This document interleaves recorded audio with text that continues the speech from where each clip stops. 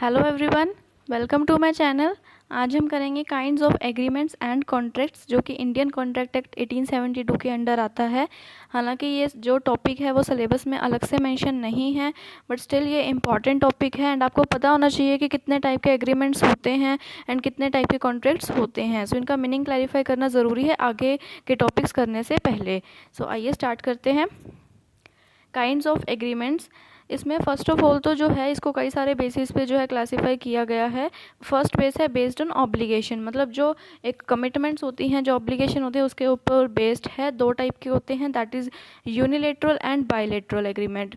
Unilateral agreement basically क्या होता है, इसमें क्या होता है, जो एक पार्टी है उसने तो अपना जो कमिटमेंट है वो पूरा कर दिया है, ठीक है, एंड जो दूसरी पार्टी है उसने अभी करना बाकी है, ठीक है, उसने अभी नहीं किया है। फॉर एग्जाम्पल, जो ए है उसने क्या किया, सेल कर दिया गुड्स बी को 1 मंथ क्रेडिट पे, बट उसने गुड्स जो है अभी आज ही जो है डिस्पैच कर दिए। अब इसमें क्या हुआ, ए ने तो गुड्स आज ही डिस्पैच कर दिए बट बी ने अभी पेमेंट नहीं करी है, ठीक है। बी क्या कब करेगा पेमेंट, 1 मंथ बाद करेगा, क्योंकि उसने क्रेडिट पे परचेज किए हैं, ठीक है। सो इसमें क्या होगा कि जो एक ने तो अपनी कमिटमेंट आज ही पूरी कर दी है बट एक की अभी होनी बाकी है, ठीक है। सो ये क्या हो जाएगा, यूनिलेटरल एग्रीमेंट हो जाएगा। बायलेटरल एग्रीमेंट में क्या होता है, इसका वाइस वर्सा हो जाएगा। इसमें क्या होगा, दोनों पार्टीज ने ही सेम टाइम पे कमिटमेंट पूरी कर दी है। An agreement in which both the parties have to fulfil a commitment at the same time. दोनों ने क्या किया है, अपनी जो कमिटमेंट्स है वो पूरी कर दी है एंड जो कंसिडरेशन है उसमें कुछ ना कुछ होगा, कुछ ना कुछ अमाउंट होगी, ठीक है। एंड ये क्या होता है, बायलेटरल होता है। फॉर एग्जांपल, इसमें क्या है, जब ए ने जो है गुड्स बेचे, उसको डिस्पैच किया एंड उसी टाइम पे जो है बी ने पेमेंट भी कर दी है ए को, ठीक है। अब इसमें क्या हुआ, बी ने गुड्स सेल कर दिए, अपने डिस्पैच भी कर दिए, एंड उसी टाइम पे जो है ए ने जो है वो पेमेंट, मतलब जो दूसरी पार्टी है जिसने परचेज किया है उसने पेमेंट भी कर दी है। सो इस केस में क्या होगा, दोनों ने अपनी कमिटमेंट सेम टाइम पे पूरी कर दी है। सो ये क्या हो जाएगा, बायलेटरल एग्रीमेंट हो जाएगा, ठीक है। इसमें कॉन्ट्रैक्ट भी अब खत्म हो चुका है बिकॉज दोनों ने ही अपनी कमिटमेंट्स पूरी कर दी है, ठीक है। नेक्स्ट चलते हैं, based on the mode of creation. Creation के बेस पे है, पहला है एक्सप्रेस एग्रीमेंट, दूसरा है इम्प्लाइड एग्रीमेंट।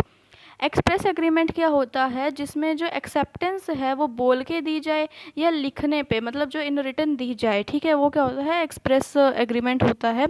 इसमें हम फॉर एग्जांपल हम लेते हैं, ए ने अपनी कार जो है वो बेचनी है बी को 50,000 रुपये में, 50,000 रुपये में, ठीक है। तो उसने क्या किया, प्रपोजल दिया बी को कि मैंने अपनी कार सेल करनी है तुझे और 50,000 में करनी है। बी ने क्या किया, बोला कि हाँ मुझे एक्सेप्ट है, मैं तेरा प्रपोजल एक्सेप्ट करता हूँ, मुझे ख़रीदनी है कार और सेम प्राइस पे, ठीक है। अब क्या हुआ, दोनों में क्या हुआ, एक एग्रीमेंट हो गया, उसने बेचनी थी एंड उसने खरीदनी थी एंड उसने जो अपनी एक्सेप्टेंस दी है ना बी पार्टी ने, वो बोल के दी है, ठीक है। सो ये क्या हो जाएगा, एक्सप्रेस एग्रीमेंट हो जाएगा, ठीक है। इम्प्लाइड एग्रीमेंट में क्या होता है, इसमें जो एक्सेप्टेंस है ना वो बोल के नहीं दी जाती है, ना ही तो वो बोल के दी जाती है, ना ही वो रिटन में दी जाती है। सो ये क्या होता है, इम्प्लाइड एग्रीमेंट। अब इसमें हम फॉर एग्जांपल हम इसमें लेते हैं, लाइक एक बस ड्राइवर है, उसने क्या किया, वो उसने बस स्टॉप पे जाके बस स्टॉप कर दी, फाइन, उसने बस स्टैंड पे जाके बस स्टॉप कर दी है उसने।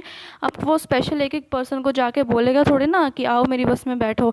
उसने क्या किया, एक तरीके से साइलेंट इनविटेशन दे दिया, बस स्टैंड पे बस रुकी है और जिसने भी उसमें बैठना है वो अपने आप ही बैठ जाएगा, उसको कुछ इनविटेशन या बोल के नहीं वो करेगा, ठीक है। उसने एक तरीके से साइलेंट इनविटेशन दे दिया है एंड जो पैसेंजर्स हैं उन्होंने एक्सेप्ट कर लिया है उसका इनविटेशन, वो बैठ गए हैं बस में। सो ये क्या हुआ, इनके बीच में एक इम्प्लाइड एग्रीमेंट हो गया, बिकॉज इसमें जो एक्सेप्टेंस है वो बोल के नहीं दी गई है, ना ही जो प्रपोजल है वो बोल के दिया गया है, ठीक है। इसमें जो एक्सेप्टेंस है वो रिफ्लेक्ट होती है इन थिंकिंग, ठीक है, या उसका बिहेवियर, उसने ऐसा मतलब बिहेवियर किया लाइक कि बस उसने जाके वहाँ पे खड़ी कर दी एंड खुद ही पैसेंजर्स जो है आ गए हैं। सो ये क्या हो गया, एक तरीके का उसने बिहेवियर ऐसा किया, सो सामने वाले बंदे की थिंकिंग, बिहेवियर या कस्टम्स में ही वो चीज़ दिख जाती है, उसे स्पेशल बोल के अपने एक्सेप्टेंस या प्रपोजल नहीं देना होता। सो ये क्या होता है, एक इम्प्लाइड एग्रीमेंट होता है, ठीक है। आगे चलते हैं, बेस्ड ऑन एनफोर्सेबिलिटी। इसमें दो टाइप के होते हैं, एक तो होता है वॉइड एग्रीमेंट और एक होता है वॉइडेबल एग्रीमेंट। वॉइड एग्रीमेंट वो होता है जो एनफोर्सेबल नहीं होता है बाय लॉ, ठीक है, वो होगा वॉइड एग्रीमेंट, जिसमें जो भी लीगल राइट्स हैं, जो लीगल ऑब्लिगेशंस हैं वो नहीं होंगी, ना ही उसमें कोई राइट होगा लीगल, ना ही उसमें कोई ऑब्लिगेशंस होंगी। अब वॉइड एग्रीमेंट का एग्जांपल हम ले सकते हैं, लाइक इसमें जैसे एक पार्टी है, पार्टी नहीं कहूँगी, एक पर्सन है बेसिकली, एक हस्बैंड है, उसने अपनी वाइफ को जो है प्रॉमिस कर दिया, मतलब कि मैं तुझे चांद तारे तोड़कर ला के दूंगा, ठीक है। वाइफ ने प्रपोजल दिया, वाइफ ने बोला कि मुझे चांद तारे तोड़कर ला के दो, एंड हस्बैंड ने जो है बेसिकली उसे एक्सेप्ट कर लिया, ठीक है। इन दिस केस क्या होगा, जो उनके बीच में एक तरीके का एग्रीमेंट, मतलब उसने प्रपोजल दिया, उसने एक्सेप्टेंस, मतलब प्रॉमिस हो गया दोनों के बीच में। बट क्या ये वैलिड है, या क्या इसकी लॉ की नज़र में कुछ वैल्यू है, या लीगल तो नहीं है ना ये, मतलब लीगल नहीं कहूँगी, बट इसकी लॉ की नज़र में कुछ बेसिकली वैल्यू नहीं है, इसको लॉ में नहीं रिकॉर्ड किया जाता है। सो ये क्या हो जाएगा, वॉइड एग्रीमेंट हो जाएगा, जिसकी लॉ की नज़र में कोई वैल्यू ना हो या कोई एनफोर्सेबिलिटी ना हो, ठीक है, लॉ की नज़र में। सो ये हो जाएगा वॉइड एग्रीमेंट। वॉइडेबल एग्रीमेंट क्या होता है, ये एनफोर्सेबल तो होगा बाय लॉ, ठीक है, an agreement which is enforceable by law at the option of one or more parties but not at the option of other।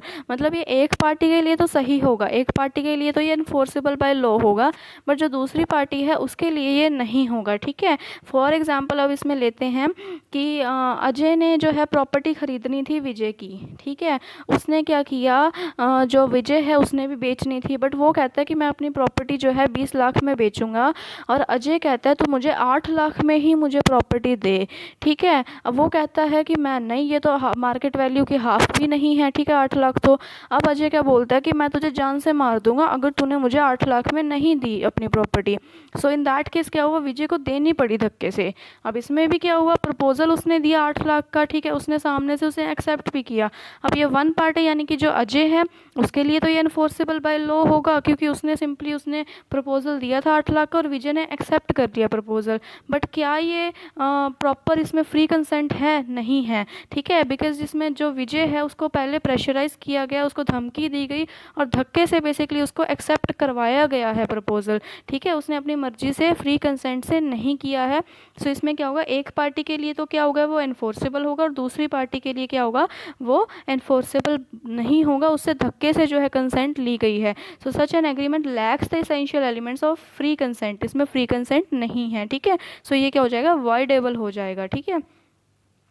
Next पे चलते हैं, बेस्ड ऑन लॉ। लॉ के बेस पे दो टाइप के होंगे, legal and illegal agreement. Legal agreement basically वही होते हैं जिसमें एक सारे के सारे जो वैलिड एग्रीमेंट होता है उसके सारे के सारे जो बेसिक एलिमेंट्स होते हैं वो प्रेजेंट होंगे, एंड जो इलीगल एग्रीमेंट है वो यही होगा जिसमें कुछ ना कुछ इलीगल होगा बेसिकली, या इमोरल होगा, ठीक है, उसमें लीगल जो है वो नहीं होंगी चीज़ें, जो बेसिक एलिमेंट्स होते हैं वैलिड एग्रीमेंट के वो नहीं होंगे। लीगल तो सिंपली अगर ए ने एग्री किया है कि मैं अपना कार बेचूंगा बी को 50,000 रुपये के लिए, एंड बी ने भी एक्सेप्ट कर लिया फ्रीली उसी सेम प्राइस पे, सो ये क्या हो गया, एक लीगल एग्रीमेंट हो गया। ए पार्टी ने प्रपोजल दिया एंड बी ने सिंपली उसे एक्सेप्ट कर लिया, सो ये क्या हो गया, एक लीगल एग्रीमेंट हो गया। बट अगर इलीगल एग्रीमेंट का आप एग्जाम्पल लें, अगर मतलब इसमें क्या हुआ, अगर बी ने जो ए ने है वो प्रपोजल दिया बी को बेसिकली कि मैं तुझे 50,000 रुपये दूंगा, तो सी को मार के आ जान से, ठीक है। अब इसमें क्या हुआ, जो सब्जेक्ट मैटर है, जो मेन ऑब्जेक्ट है, वो क्या इलीगल नहीं हुआ ना, उसमें भी क्या हुआ, ए ने प्रपोजल दिया कि तू मार के आ, मैं तुझे 50,000 दूंगा, बी ने भी एक्सेप्ट कर लिया बिकॉज उसे पैसों की नीड थी, तो उसने भी एक्सेप्ट कर लिया कि हाँ तू मुझे 50,000 दे दे, मैं सी को मार दूंगा। बट इसमें जो मेन सब्जेक्ट है, जो चीज़ करनी है एग्रीमेंट में, सी को मारना है, क्या वो लीगल है, नहीं है। सो वो क्या होगी, एक इलीगल चीज़ होगी या इमोरल चीज़ होगी। सो ये इलीगल एग्रीमेंट का एग्जाम्पल है, ठीक है। आगे चलते हैं, बेस्ड ऑन परफॉर्मेंस। परफॉर्मेंस के बेस पे दो होते हैं, एग्जीक्यूटेड एंड एग्जीक्यूटरी, ठीक है। एग्जीक्यूटेड वो एग्रीमेंट होता है जो हो चुका है, executed means that which has been done, जो हो चुका है वो होगा executed, and executory means which that which needs to be done, जो अभी होना बाकी है, ठीक है। जो एग्जीक्यूटेड है इसमें क्या होगा, जब दोनों पार्टीज़ ने, एक पार्टी ने प्रपोजल दिया, दूसरी ने एक्सेप्ट कर लिया उसे, एंड जो ट्रांजैक्शन है वो भी हो गई है। मान लो जैसे अब ए ने स्कूटर अपना सेल करना था बी को, ठीक है, सो उसने अपना स्कूटर भी दे दिया बी को, एंड बी ने उसके बदले में उसको पैसे भी दे दिए, तो दोनों ने क्या हुआ, अब अपनी ऑब्लिगेशंस पूरी कर दी ना। इसमें क्या हुआ, such agreement is one in which parties to the agreement have performed their respective obligation, जो परफॉर्म कर चुके हैं, दोनों ही अपनी कमिटमेंट्स पूरी कर चुके हैं, वो एग्जीक्यूटेड होगा। अब इसमें क्या होता है, एग्जीक्यूटरी में such an agreement is one that remains to be executed, जिसमें मतलब अभी एग्जीक्यूटेड होना बाकी है या अभी ऑब्लिगेशंस पूरे होने बाकी है। फॉर एग्जाम्पल, ए ने अप्लाई किया जॉब के लिए एंड बी एग्री हुआ कि हाँ मैं तुझे जॉब दे दूंगा। अब इसमें क्या हुआ, एक पार्टी ने प्रपोजल किया, दूसरी ने एक्सेप्ट भी कर लिया, बट अभी इसमें परफॉर्मेंस नहीं हुई क्योंकि उसे ये बोल दिया गया कि तू नेक्स्ट मंथ से ज्वाइन करियो अभी। ठीक है, सो नेक्स्ट मंथ से ज्वाइन करेगा, उसकी जो सैलरी है वो भी नेक्स्ट मंथ से स्टार्ट होगी।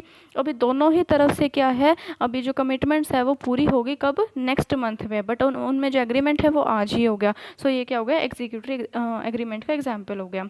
आगे चलते हैं, based on enforceability, enforceable agreement and unenforceable. Enforceable agreement वो होगा जो बाय लॉ एनफोर्सेबल होगा, जिसमें ना तो कोई लूप होल्स होंगे एंड जिसमें जो लॉ के सारे प्रोविजंस हैं वो फॉलो किए गए होंगे। ठीक है, सो वो एग्रीमेंट क्या होगा, एक एनफोर्सेबल होगा। It incorporates all the provisions of the law. ठीक है, इसमें लॉ के सारे प्रोविजंस को फॉलो किया जाएगा। एंड इसका वाइस वर्सा, दैट इज जिसमें नहीं फॉलो किया जाएगा लॉ के प्रोविजंस को, कुछ ना कुछ प्रोविजन को तोड़ा जाएगा, इसमें क्या होगा, ये क्या हो जाएगा, अनएनफोर्सेबल, जो कि एनफोर्स नहीं हो सकता in any court of law. ठीक है, किसी भी कोर्ट ऑफ लॉ में वो एनफोर्सेबल नहीं होगा। एनफोर्सेबल नहीं होगा, ये किसी भी रीज़न की वजह से हो सकता है उसमें कुछ टेक्निकल डिफेक्ट हो एग्रीमेंट में, हो सकता है उसका टाइम ख़त्म हो गया हो। ठीक है, हो सकता है उसमें कुछ जो कंडीशंस है वो क्लियर ना की गई हो एग्रीमेंट में, या कुछ कंडीशंस ऐसी हों जो लॉ की नज़र में गलत हों। ठीक है, कोई भी रीज़न हो सकता है बेसिकली जो लॉ के अंदर एनफोर्सेबल नहीं होता है। ठीक है, सो ये थे हमारे एग्रीमेंट के टाइप्स। आगे चलते हैं हम काइंड्स ऑफ कॉन्ट्रैक्ट। इसमें क्या होगा, पहला है वैलिड कॉन्ट्रैक्ट। वैलिड कॉन्ट्रैक्ट क्या होगा, बेसिकली जिसमें सारे के सारे एलिमेंट्स प्रेजेंट हैं एक वैलिड कॉन्ट्रैक्ट के। ठीक है, इसके जो वैलिड कॉन्ट्रैक्ट्स में जो इसेंशियल एलिमेंट्स होते हैं कौन कौन से होते हैं, ये हम नेक्स्ट लेक्चर में अच्छे से करेंगे, डिटेल में करेंगे। ठीक है, नेक्स्ट वन क्या है, वॉइड कॉन्ट्रैक्ट और वॉइडेबल कॉन्ट्रैक्ट। ये सेम ही होगा, इसका मीनिंग सेम होगा। बेसिकली वॉइड कॉन्ट्रैक्ट वो होता है जिसकी, जैसे हमने एग्रीमेंट में स्टडी किया था, वॉइड कॉन्ट्रैक्ट वो होता है जिसकी लॉ की नज़र में कुछ वैल्यू नहीं होती है, या लॉ की नज़र में वो इलीगल होता है। ठीक है, या इम्पॉसिबल होता है। और वॉइडेबल कॉन्ट्रैक्ट वो होगा बेसिकली जो एक पार्टी की तरफ से तो सही होगा, बट जो दूसरी पार्टी है उसकी उसमें फ्री कंसेंट नहीं होगी। सो ये वॉइडेबल, सेम ही मीनिंग होगा। ठीक है, सो ये हमारे एग्रीमेंट और कॉन्ट्रैक्ट्स के टाइप थे। अगर आपको ये वीडियो पसंद आई हो तो प्लीज़ इसे लाइक करें, शेयर करें, सब्सक्राइब करें मेरा channel. Thank you so much.